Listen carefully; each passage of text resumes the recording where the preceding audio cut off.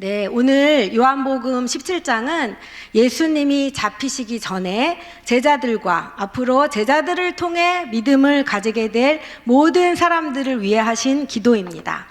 예수님께서 다락방 설교를 마치시고 십자가 순환을 앞두고 겟세마네 동산으로 가시는 도중에 성전에 들어가셔서 기도하신 내용이죠. 이 기도는 예수님께서 가르쳐 주신 주기도문과 함께 매우 비슷한 내용으로 되어 있습니다. 그래서 종교개혁자 루터는 이 기도는 진정, 한량없는 따뜻함과 온전한 마음을 기울인 기도이다. 너무나 정직하고 순전하고 깊고 부유하고 넓어서 아무라도 그 깊이를 잴 수 없다고 했습니다. 또 그의 친구인 멜랑이토는 이 기도만큼은 고차원적이고 거룩하고 열매 있고 고상하게 들렸던 기도는 없었다고 했습니다. 스코틀랜드의 종교개혁자인 존 낙스는 어려움과 갈등이 있을 때마다 이 기도를 암송하며 위로와 힘을 얻었다고 합니다.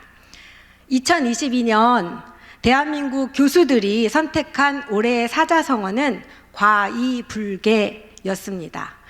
잘못을 하고도 고치지 않는다는 뜻으로 전국 대학 교수 설문조사에서 압도적인 1위를 차지했다고 합니다. 혹시 우리 그리스도인들의 삶이나 기도에 있어서도 이런 과이불개는 없는지 2022년 마지막 수얀마음 기도회 가운데 잘 되새겨보고 2023년도에는 좀 더 영적으로 성숙한 그런 그리스도인들이 되기를 바라고 또 좀 더 기본에 충실한 그리스도인들의 기도 생활이 되기를 바라는 마음으로 예수님이 십자가에서 돌아가시기 전에 하나님 아버지께 간구했던 기도 내용을 살펴보면서 먼저 드릴 기도라는 제목으로 함께 은혜를 나누고자 합니다. 첫 번째, 먼저 드릴 기도는 진리로 거룩하게 해달라는 기도입니다. 예수님은 15절에서 제자들이 악에 빠지지 않게 해달라고 기도하셨습니다. 그리고 16절에서는 예수님이 세상에 속하지 않은 것처럼 제자들도 세상에 속하지 아니하였다고 기도하였습니다. 그러면서 그 앞과 뒤인 17절과 19절에서는 진리로 거룩하게 해달라고 기도하십니다. 17절, 그들을 진리로 거룩하게 하옵소서. 19절, 이는 그들도 진리로 거룩함을 얻게 하려 함이니이다. 즉 15절에서 19절의 모든 말씀을 다시 정리해보면 세상에 속하지 않은 자신의 제자들을 악으로부터 빠지지 않게 지켜달라는 기도였고, 그러려면 진리로 거룩해야 한다는 바로 그 기도였지요. 그렇다면 진리로 거룩하다는 말씀을 잘 살펴보도록 하겠습니다. 먼저 진리는 익히 아는 바대로 하나님의 말씀입니다. 또 진리는 말씀이 육신이 되어 이 땅에 오신 예수 그리스도이십니다. 요한복음 1장 14절에 말씀이 육신이 되어 우리 가운데 거하심에 우리가 그의 영광을 보니 아버지의 독생자의 영광이요 은혜와 진리가 충만하더라고 했습니다. 요한복음 14장 1절에서는 내가 곧 길이요 진리요 생명이니 라고 하셨습니다. 따라서 우리로 진리로 거룩하게 해달라고 기도하신 것은 첫째, 말씀을 따라 구별되게 살게 해달라는 기도였고, 둘째로는 말씀이신 예수 그리스도를 따라 예수님을 닮아가는 삶을 살게 해달라는 기도였던 것입니다. 두 번째로, 그렇다면 거룩은 무엇일까요? 거룩은 구별하다는 뜻이죠. 거룩은 하나님의 속성이며 성품입니다. 그리고 거룩은 우리를 향하신 하나님의 뜻이요 목적입니다. 따라서 제자들과 주님을 믿고 따르는 자들이 거룩하게 되는 것은 매우 중요합니다. 제가 교회를 다니면서 조금씩 믿음이 생기기 시작하던 때에 내가 거룩하니 너도 거룩하라는 이 말씀이 계속 생각이 났습니다. 그리고 마음에서 떠나질 않았어요. 저는 그때만 해도 거룩의 정확한 뜻을 잘 알지 못했어요. 그냥 그런 말씀이 성경에 기록되어 있다고 하니 잊혀지지 않고 계속 그 말씀이 생각나고 떠오르는 것이 그냥 신기하기만 했었습니다. 그 후에 설교 시간을 통해 거룩의 뜻이 무엇인지 알게 되었죠. 예수님을 알지 못하는 사람들과 다르게 구별된 삶을 살아야 한다. 그리고 말씀대로 순종하며 살아야 한다는 것이었습니다. 이것을 알게 된 날 저는 예수님이 이미 저를 위해 이런 기도를 했다는 게 너무 신기하고 너무 놀라웠고 또 너무 감사했습니다. 예수님이 십자가에서 죽기 전에 하신 기도라면 거의 유언에 가까운 그러한 기도였을 텐데요. 예수님께서 저와 성도님들을 위해서 이미 하나님께 마지막으로 이 기도를 드렸던 거예요. 진리로 거룩하게 되게 해주세요. 이 말씀을 묵상하면서 저는 제 자신의 기도를 되돌아보았습니다. 어떤 기도를 하나님께 드리고 있는가 다시 한번 생각해 봤죠. 물론 예수님을 닮게 해주세요. 예수님처럼 살게 해주세요. 거룩하게 살게 해주세요. 라고 기도하지 않는 건 아닙니다. 그러나 마음속 깊은 곳에 숨겨둔 더 절실하고 간절한 기도는 이 땅에서 필요한 세상적인 것들을 채워달라는 기도였고 그에 대한 응답이 아니었나 되돌아보게 되었습니다. 성도 여러분들의 기도 생활은 어떠신지요? 거룩을 가장한 내 욕심을 채우고 있는 기도는 아닌지요? 예수님이 이 땅에서 마지막으로 예수 그리스도의 제자와 그들을 통하여 예수를 믿게 되는 모든 자들을 위해서 하셨던 기도, 진리로 거룩하게 되게 해주세요. 만일 제자들, 즉 저희들이 거룩하지 않고 세상 사람들과 똑같다면 제자로서의 존재 의미와 가치는 없고 복음의 일꾼이 될 수 없다고 저는 단언합니다. 왜냐하면 제자들이 거룩함을 잃고 세속적이 된다면 죄악된 세상을 변화시킬 수 없고 주님과 함께 영화롭게 될 수도 없고 하나님 나라에 들어갈 수도 없기에 예수님은 제자들이 거룩하도록 기도하셨을 것입니다. 저와 여러분 모두가 익히 알고 있는 것처럼 오늘날은 과거 어느 때보다도 물질주의, 쾌락주의, 육신주의로 충만합니다. 우리 주위에는 돈에 대한 정보가 넘쳐나요. 늘 각종 경제 상황이 거의 매스컴 일면을 장식합니다. 각종 향락 문화가 판을 치죠. 어떻게 하면 나를 위한 즐거움을 채우고 나를 만족시킬 수 있는가에 대한 정보가 난무합니다. 육신을 우상처럼 여기며 건강 정보나 체력 단련 등 그 열기는 가히 뜨겁습니다. 그러나 기도의 자리는 어떠신지요? 기도의 자리는 점점 텅텅 비어가고 하나님을 갈망하고 열망하는 소리는 점점 줄어들어가고 있습니다. 물론 이 세상을 살아가는 우리가 세상을 멀리하고 단절하며 살아가라고 성경이 우리에게 말하는 것은 아닙니다. 그러나 정확히 알고 영적으로 맞서며 대적하고 지혜롭게 거룩을 유지할 수 있어야 할 것입니다. 예를 들면 돈의 가치를 정확히 알아야 합니다. 그래서 돈에 지배당하는 삶이 아니라 오히려 그 돈을 지배하고 돈을 가치 있게 쓸 줄 아는 사람으로 거룩하게 구별되어야 하는 거죠. 나 자신의 만족을 위한 쾌락과 향락이 아닌 우리 모두를 위한 경건하고 거룩한 삶을 어떻게 하면 살 수 있을까 고민하면서 세속주의에 편향돼서는 안 됩니다. 동성애에 대한 성경적 근거를 분명히 알고 정확하게 대처해야 합니다. 남녀 간의 성 문제에서 뿐만 아니라 자신의 건강을 지키며 지나친 건강 염려증에 빠지지 않기 위해서라도 우리는 성경에서 말하는 육체의 정의에 대해서 밝히 알아야 합니다. 이 세상은 우리가 악에 빠져 범죄를 저지르도록 점점 더 발전되어 가고 있습니다. 악한 영이 그렇게 만들어가는 거죠. 이러한 세상 속에서 악에 빠지지 않고 살아가간다는 것이 무척 힘들고 어려운 것이 바로 우리의 현실입니다. 조금만 눈을 팔면, 조금만 다른 생각을 하면, 조금만 욕심을 내면 우리는 영은 하나님과 멀어지기 일쑤입니다. 눈에 보이는 것이 우리를 악으로 유혹하고 귀에 들리는 것이 우리로 하여금 마음을 완악하게 하고 입을 벌려 사람들을 저주하고 원망하며 악을 쏟아냅니다. 그러니 악은 우리의 가장 가까운 곳에서 우리 마음을 빼앗고 모든 수단 방법을 동원하여 우리를 악의 구렁텅이로 이끌어가려고 합니다. 너무나 잘 알고 있는 다윗도 신실한 신앙의 사람으로 이스라엘 백성들에게 훌륭한 왕으로 존경받는 사람이지만 순식간에 시험에 들어 죄를 짓게 된 것을 우리는 성경을 통해 알고 있습니다. 그래서 하나님께 호된 징계를 받죠. 그리고 큰 고통을 겪어야 했습니다.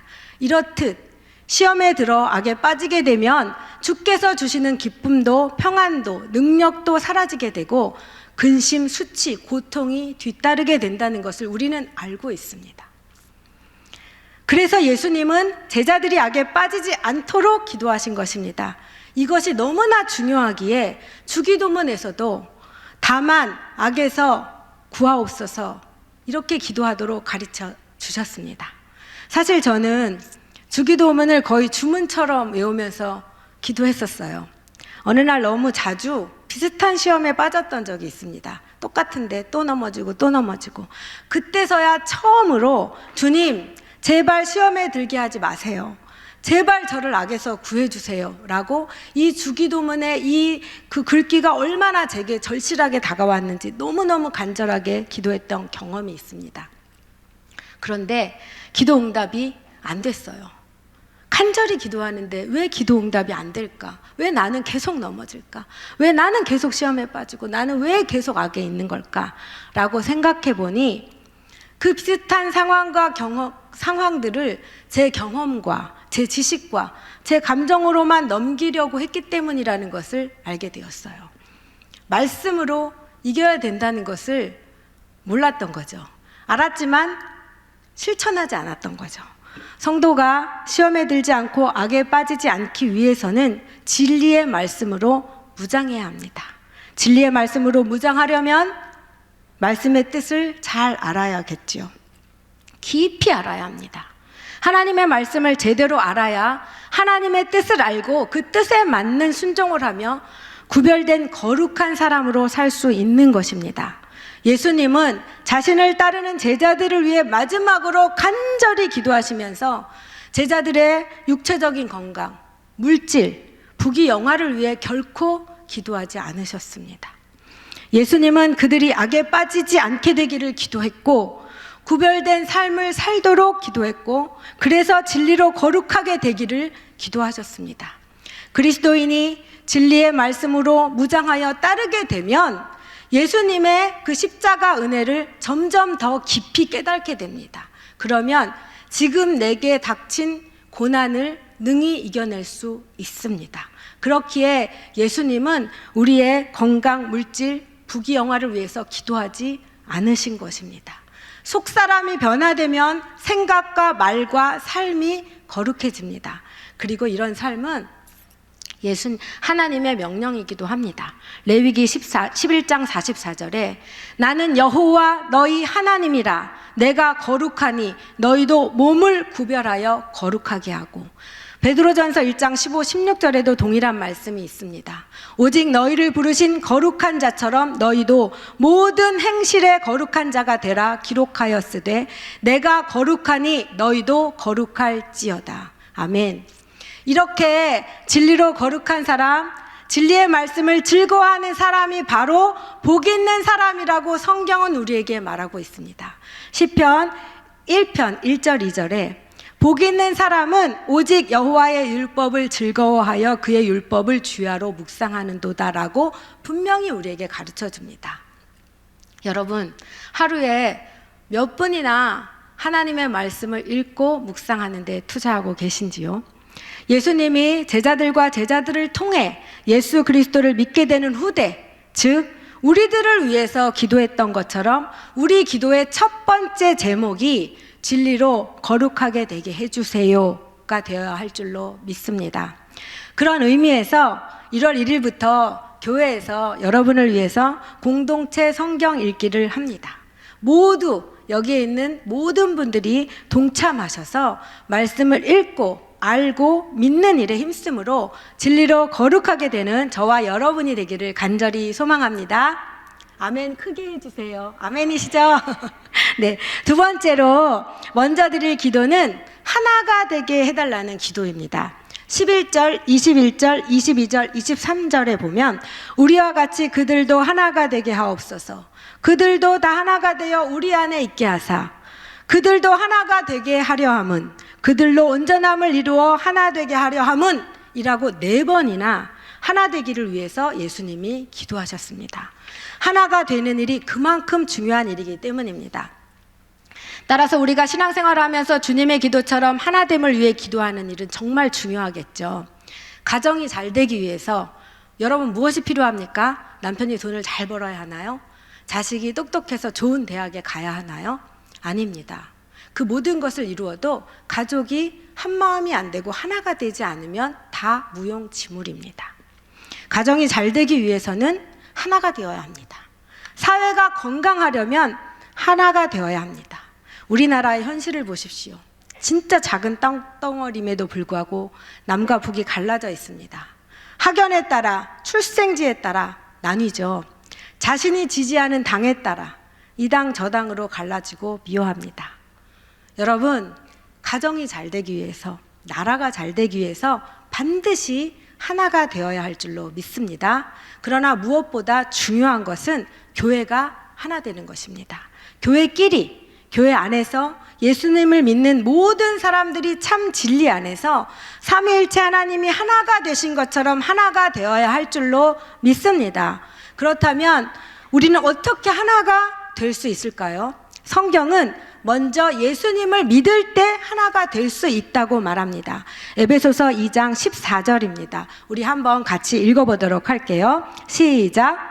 그는 우리의 화평이신지라 둘로 하나를 만드사 원수된 것 곧 중간에 막힌 담을 자기 육체로 허시고. 아멘. 예수님은 우리의 화평이라고 말씀하십니다. 피스 메이커죠.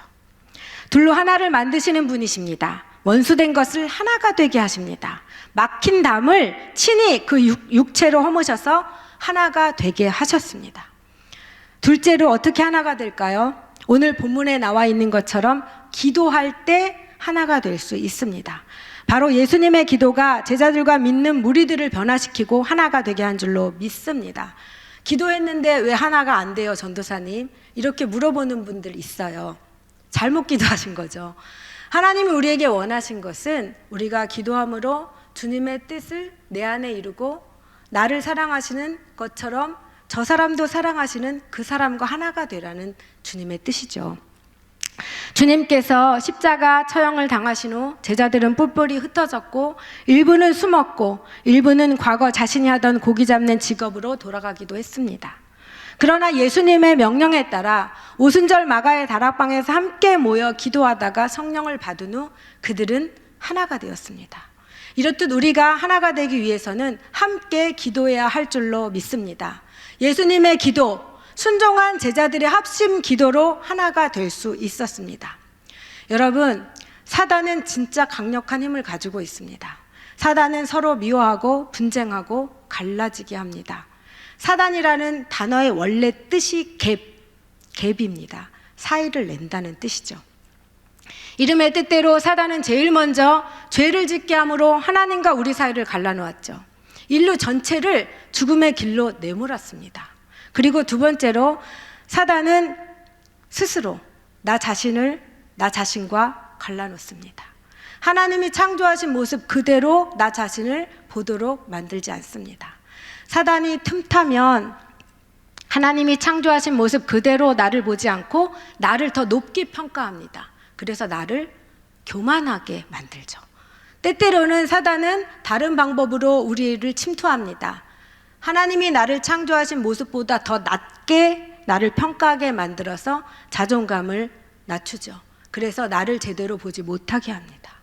마지막으로 사단은 다른 사람들의 관계에서도 끊임없이 갈등을 유발시켜서 틈을 내며 갈라놓습니다. 나누게 하죠.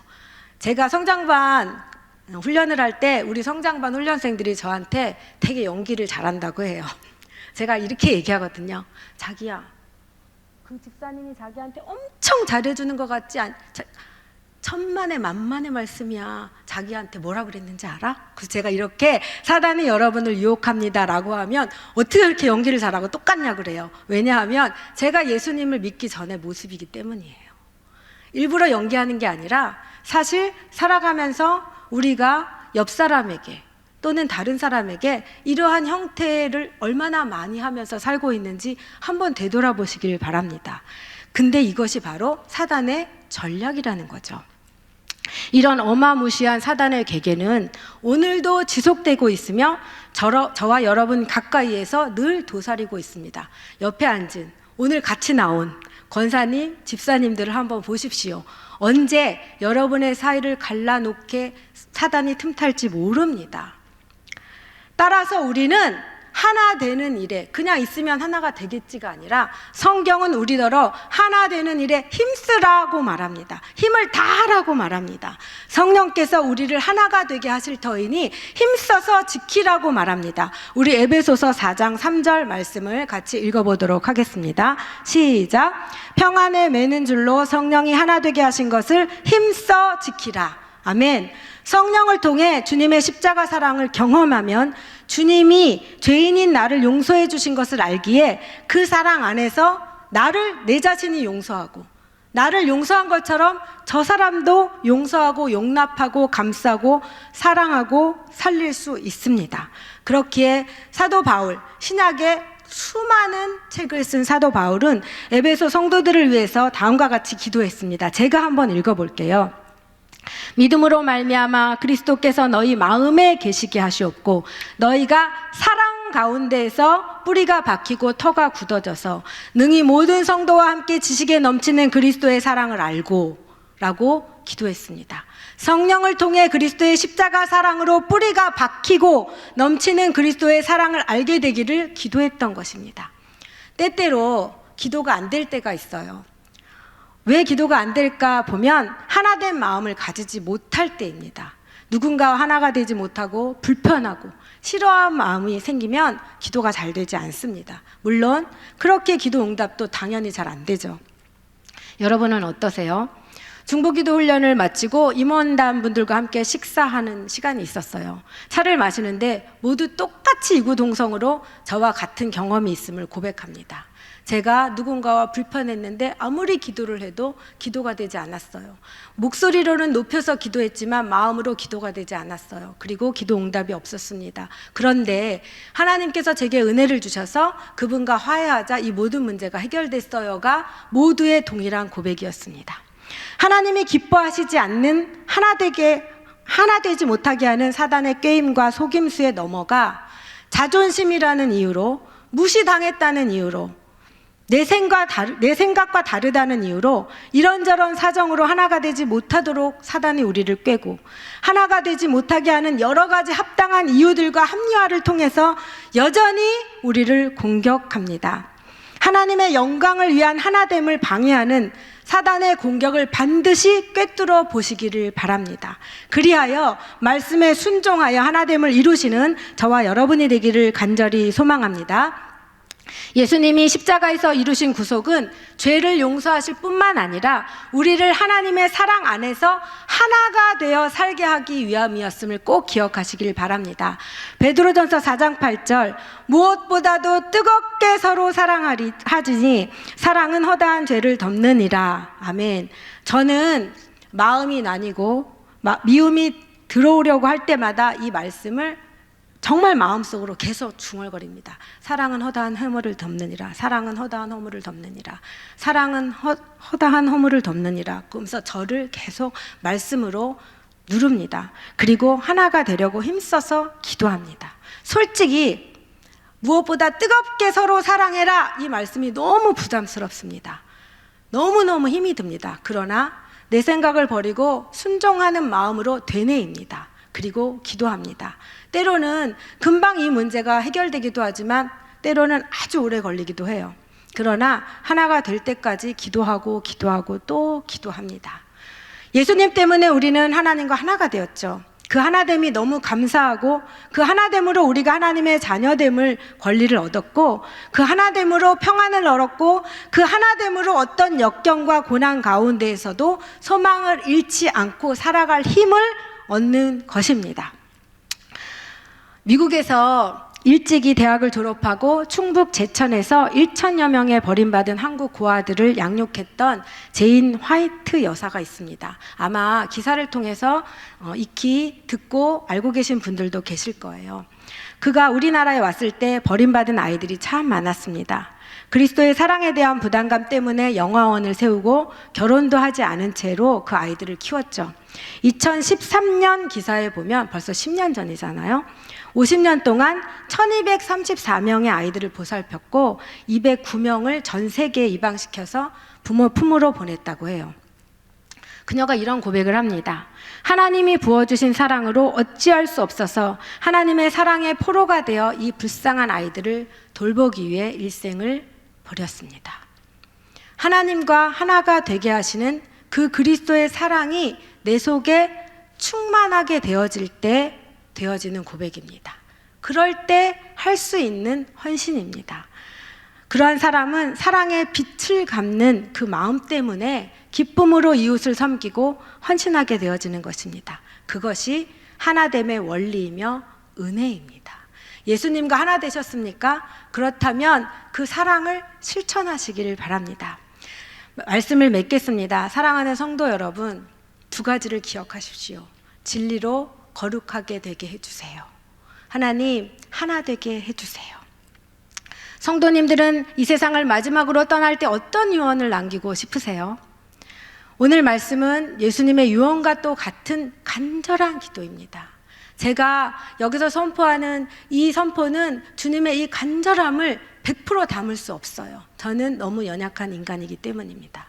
여러분이 기도하시면서 이 말씀을 묵상하시면서 여러분 각자가 하나님 진리로 거룩하게 되게 해주세요, 하나님 하나 되게 해주세요를 더 깊이 경험하시기를 간절히 소망합니다.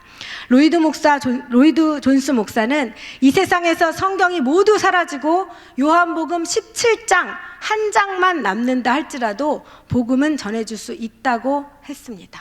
그만큼 이 기도는 간절하고 우리를 향한 하나님의 뜻이고 예수님의 소망입니다. 2023년이 다가왔어요. 우리의 꿈이 정말 하나님의 꿈과 합하여져서 17장 1절 아버지여 때가 이르렀사오니 아들을 영화롭게 하사 아들로 아버지를 영화롭게 하게 하옵소서라는 이 기도가 저와 여러분의 기도가 되었으면 좋겠습니다. 하나님, 저를 통해서 아버지를 영화롭게 하게 해주세요. 우리 각자 가슴에 손을 얹고 자기 자신에게 한번 기도해 볼까요? 눈 감고 하나님, 저를 통해 아버지를 영화롭게 되게 해주세요. 시작. 하나님, 저를 통해 아버지를 영화롭게 되게 해주세요. 우리 옆 사람에게 한번 축복해 드릴까요? 하나님, 이분을 통해 하나님을 영화롭게 되는 2023년 되게 해주세요. 시작. 하나님, 이분을 통해 하나님을 영화롭게 하는 2023년 되게 해주세요. 아멘. 이럴 때 개인의 부흥, 가정의 부흥, 교회의 부흥, 사회의 부흥이 일어날 줄 믿습니다. 여러분, 교회가 쇠퇴해지면서 사라진 여러 단어 중에 하나가 바로 부흥이에요. 교회가 뜨거울 때는요, 부흥이라는 단어가 정말 부흥, 어디를 가면 부흥이었어요. 그런데 요즘 교회들은 부흥이라는 그런 말도 잘 들어보기가 어렵고 우리도 부흥이라는 단어를 입에 올리지 않습니다. 그러나 제가 소망하기로는 오늘 예수님의 이 기도를 통하여 2023년 다시 한번 개인의 부흥, 가정의 부흥, 교회의 부흥, 세상의 부흥이 일어나기를 소망합니다. 우리 함께 이 땅의 황무함을 보셔서 찬양하고 기도하겠습니다.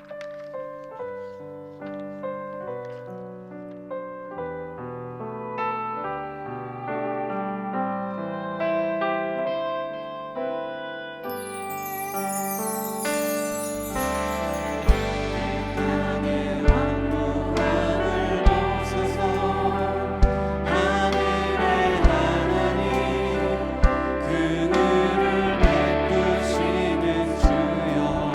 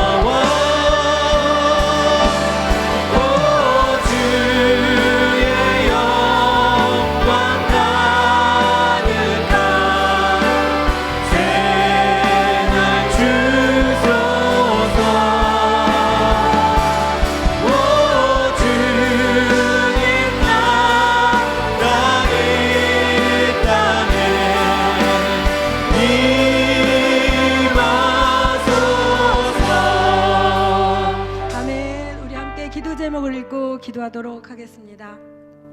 함께 기도 제목을 읽겠습니다. 먼저 진리로 거룩함을 얻게 해달라고 기도하게 하소서. 그리하여 말씀에 순종하여 시험에 들지 않고 악에서 구원받는 복된 삶을 살게 하소서. 먼저 하나가 되게 해달라고 기도하게 하소서. 하나됨을 통해 하나님의 사랑을 전하며 하나님의 영광을 드러내는 삶을 살게 하옵소서. 우리를 위해 이미 십자가에 달려 돌아가시기 전에 기도하셨던 예수님의 그 간절한 기도를 우리가 이 자리에서 올려드리기를 원합니다. 우리 주여 한번 부르고 주님의 영광을 위하여 통성으로 기도하겠습니다. 주여